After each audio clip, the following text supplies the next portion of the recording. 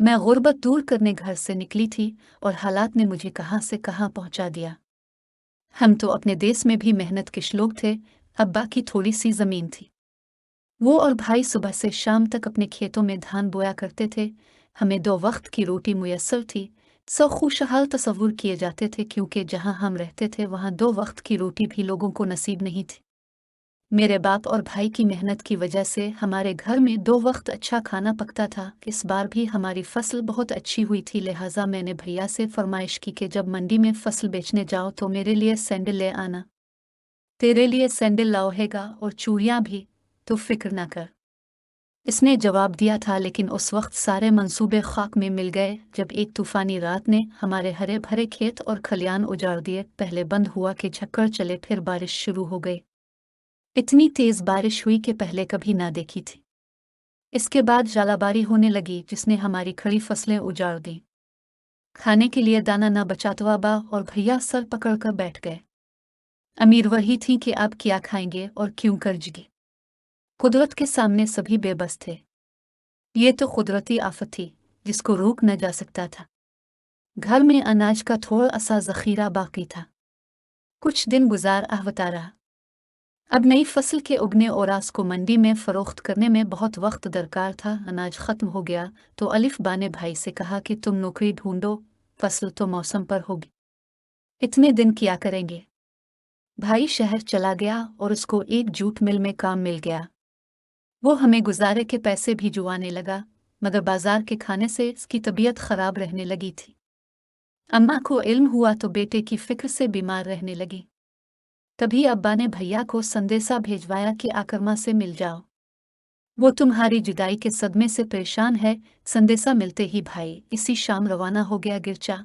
इस रोज़ मौसम ख़राब था और नदियों में तुग़यानी की सूरत हाल थी। बारिश हो रही थी, रास्ते भी ख़राब थे। भाई ने बस का सफ़र चुना था। सड़क पर फिसलन और जा बाजा गड़े थे। दौरान सफ़र बस की राड खुल गई या कुछ ऐसा हुआ कि ड्राइवर गाड़ी पर काबू ना रख सका और वो एक दरख्त से जा टकराए। मेरा भाई भी दीगर मुसाफिरों के साथ शदीद ज़ख्मी हुआ। अब्बा को इत्तला मिली। वो तरमित जाए वकू की तरफ भागे। भाई को अस्पताल ले गए थे। डॉक्टरों ने कहा कि ऑपरेशन होगा, जिसके लिए बहुत से रुपयों की ज़रूरत थी, जबकि हमारे पास घर में दो सके ना थे। मजबूरना बा ने ज़मीन सस्ते दामों बेच दी और बेटे का इलाज करवाया। इसकी जान तो बच गई, मगर वो सारी जिंदगी के लिए अपाहज हो गया। ज़मीन ही तो हमार सहारा थी। ये सहारा भी जाता रहा। अब अर्द गिर्द के लोगों की तरह हमारे घर भी फाके होने लगे। एक रात तेज बारिश हो रही थी कि एक शख्स ने हमारी झोंपड़ी का दरवाज़ा खटखटाया। अब्बा ने दर खोला। वो बोला, मैं नज़दीक ही रहता हूँ। घर जा रहा था कि बारिश ने अल्लाह आपकी कुटिया में रोशनी देखी तो यहाँ पना के लिए आ गया। रास्ता बहुत ख़राब है, इसलिए आगे नहीं जा सकता। एक रात के लिए मुझको पना दे दो। ये शख्स किसी पढ़े लिखे की मानिंद बड़ी शुस्ता बंगाली बोल रहा था। तभी अब्बा इसको अंदर ले आए। हम जो रूखा सूखा खा रहे थे, इसमें एक खाने वाला और शामिल हो गया। उसे भी खाना दिया। वो खाकर एक तरफ सो गया। मैं भी वहीं सो रही थी कि बाकी घर बारिश से गीला हो रहा था। जितनी बार रात को मेरी आंख खुली, मैंने महसूस किया कि वो अजनबी जाग रहा है और मेरी तरफ देखा रहा है। इसी ख्याल से मेरी नींद उड़ गई कि वो क्यों ऐसा कर रहा है। सुबह हो गई। घर में उम्मी और मैं पहले जाग जाती थी। हम बावर्ची खाने गई। माँ ने कहवा बनाया और कहा कि इस मेहमान को दे लो। मैंने इसको कहवा दिया। इसमें शुक्रिया कहा। इसकी नज़र बार बार मेरी तरफ उठती थी, जैसे शिकारी चौकस अंदाज में अपने शिकार को देखता है। घर की हालत से इसने हमारे हालात का अंदाज़ा कर लिया था। अब उसने अब्बा को अपने दाम में उलझाना शुरू कर दिया। कहने लगा कि मैं फलां शहर में एक दुकान का मालिक हूँ, अगर आप मेरे साथ वहाँ चली तो मैं आपको काम दिला सकता हूँ। इसने कुछ रकम 6 रकम जो हमारे हिसाब से बहुत ज़्यादा थी अब्बा को दे दी। रकम बतौर एडवांस थी हमारे लिए, तो ये दिन ईद का दिन साबित हुआ कि जहाँ टका मौजूद न था वहाँ इतने सारे पैसे वो शख्स दे गया था। अब्बा ने रख्त सफ़र बांध लिया। तब इस शख्स ने कहा, अगर आप अपनी बेटी को भी ले चली तो मैं उसकी तनख्वाह भी आपको अभी एडवांस दे देता हूँ। इतने सारे और पैसों का सुनकर मेरे वालिद की आंखों में चमक आ गई, जैसे कई दिन का प्यासा सहरा का मुसाफिर सामने शराब को देखकर खुश हो जाता है। यूं उम्मी ने मेरे सामान भी अब्बा के सामान के साथ बांध दिया। मैं अब्बा के साथ जा रही थी, फिर भी जाने क्यों मैं दिल डूब रहा था। यूं लगता था कि अब मैं कभी घर वापस ना उड़ सकूंगी। मेरी छठी हिस्स बार बार मुझे खतरे से आगाह कर रही थी, मगर मजबूर थी। वालिद ने कहा, चलो। तो मैं खामोश से उनके साथ चली गई। चलते समय घर पर एक आखिरी निगाह डाली। माँ को देखा तो रोना आ गया। बुरा हो इस गुर्बत का कि इसने मुझको कहीं का ना छोड़ा और दर बदर कर दिया। शाम को हम बस में सवार हुए, सारी रात सफ़र करते रहे। सुबह एक शहर में पहुंचे। मैंने शहर पहली दफ़ा देखा था। इसने अब्बा को दुकान पर मुलाजिम करा दिया और मुझे एक घर में ठहरा दिया। कहने लगा कि फैक्टरी अभी बंद है, जहां ऊँट चिड़ी के पर्स मशीन पर सीती हैं। फैक्ट्री खुलेगी तो तुमको वहाँ काम मिल जाएगा, कुछ दिन यहाँ रहना होगा। अब्बा ने घर खत भेज दिया था कि उम्मी को तसल्ली हो, और घर से जवाब भी आ गया। यही आदमी हमको घर से आए खतूत पढ़कर सुनाता और उनकी तरफ से जवाब भी लिख कर भिजवाना था। इस शख्स का नाम कासिम था। एक रोज़ इसने बताया कि घर से खत आया है, भाई की तबीयत खराब है, आपको बिलर है। यह खबर सुनकर मैं परेशान हो गई, क्योंकि हादसे के बाद से मेरे भाई की तबीयत खराब ही रहती थी। अब्बा के पास किराया नहीं था।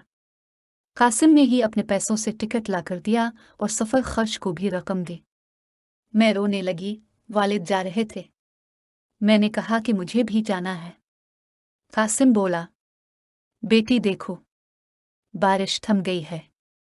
एक दो रोज़ में रास्ते साफ हो जाएंगे और फैक्ट्री खुल जाएगी, और ज़रूरतमंद ख़वातीन को उन्होंने खादा तो फिर तुमको नौकरी ना मिलेगी।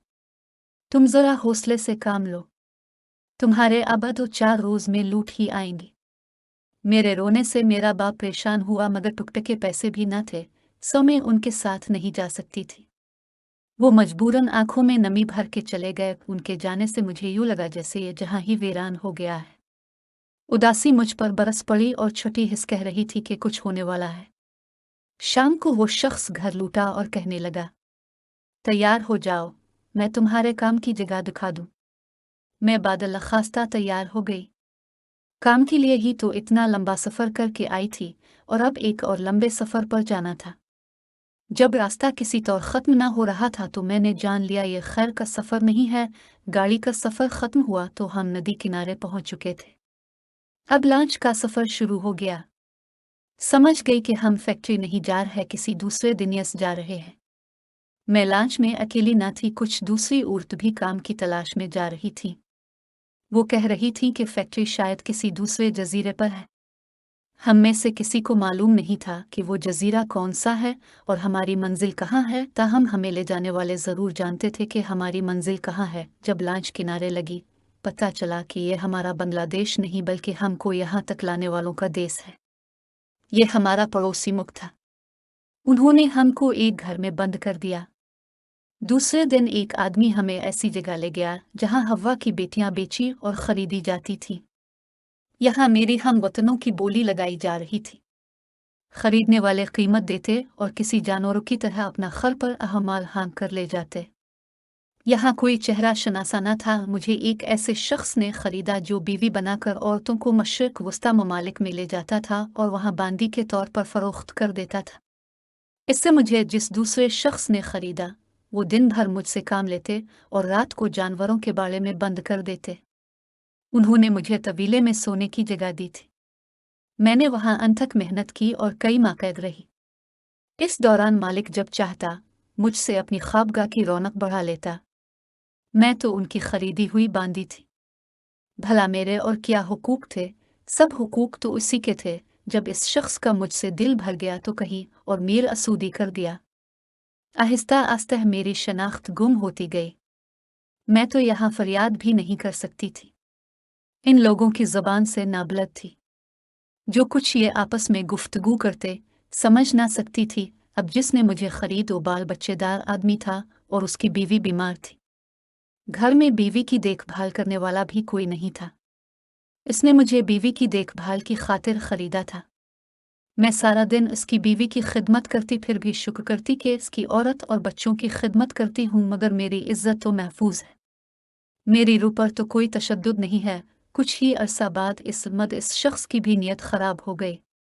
मैं इसके लिए भी खरीदा हुआ माल थी, इसकी मलकियत थी। मैं ये अजियत कब तक बर्दाश्त करती। एक रात इसके बच्चे ने दरवाज़ा खुला छोड़ दिया और मुझे भाग निकलने का मौका मिल गया। शब भर के सफ़र के बाद मैं सड़क पर पहुंची। इधर से मुसाफिरों की बस का गुजर हुआ। ड्राइवर को मैंने रुकने का इशारा किया। इसने बस रुकी और मुझे बिठा लिया। मेरे पास किराया न था। एक मुसाफिर ने मेरी शक्ल को भांप लिया था। इसने मेरा किराया दिया। वो एक पाकिस्तानी था। मैंने इसको अपना अहवाल मुख्तसर बताया। उसने कहा कि इस मुल्क का कानून है कि मैं ना महरम औरत को नहीं रख सकता और ना उसके साथ सफ़र कर सकता हूँ। जहाँ मैं काम करता हूँ वहाँ कुछ बंगाली हैं, वो तुम्हारे हम वतन हैं। तुम इनको अपनी बिपता कहो, मुमकिन है वही तुम्हारी मदद करें। वो मुझे बंगालियों के पाड़े ले गया, जहाँ मुझको वही भारतीय दलाल नजर आया जिसने मुझे पहली बार कलकत्ता में बेचा था। इसने मुझे और मैंने इसको पहचान लिया। वो मुझसे मुआफ़िया मांगने लगा। बोला, इस बार एतबार करो, मैं तुमको तुम्हारे वालिदैन के पास पहुंचा दूंगा, क्योंकि मेरे सवा तुमको वहां और कोई नहीं ले जा सकता। तुम्हारे पास तो पासपोर्ट भी नहीं है, तुम गिरफ्तार कर ली जाओगी। यहाँ के मकामी बहुत सख्त लोग हैं, उनके हत्थे लग गई तो फिर से तुमको तुम्हारे साबिका मालिक के हवाले कर देंगे। यहाँ के थाने में भी कोई तुम्हारी बात को समझेगा और न तुम उनकी ज़बान को समझोगी। मरता क्या ना करता और कहाँ जाती। इस दलाल ने दुबई लाकर फिर से मुझको फ़रोख्त कर दिया।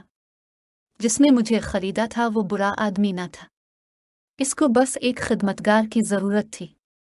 घर पर मिलने इसका एक पाकिस्तानी दोस्त वहीद आया करता था। एक रोज़ मुझे वहीद से बात करने का मौका मिल गया। मैंने इसको अपनी बिपता सुनाई और मदद की दरख्वास्त की। वो बोला, मैं गुरूर तुम्हारी मदद करूँगा। मुझे अपने दोस्त से बात करनी होगी, क्योंकि है दोस्त से गद्दारी नहीं कर सकता। उसने दोस्त से बात की जिसने मुझे ख़रीदा था। वो बोला, अगर तुम इसको लेना चाहते हो तो ले सकते हो, वरना है किस्यावर के हवाले कर दूंगा। बहरहाल पाकिस्तानी भाई ने इस शर्त पर मदद का वादा किया कि वो किसी शरीफ आदमी से मेरे इनकार कर देगा और मैं किसी की बीवी बनकर उसके साथ इज्जत की ज़िंदगी गुजारूंगी।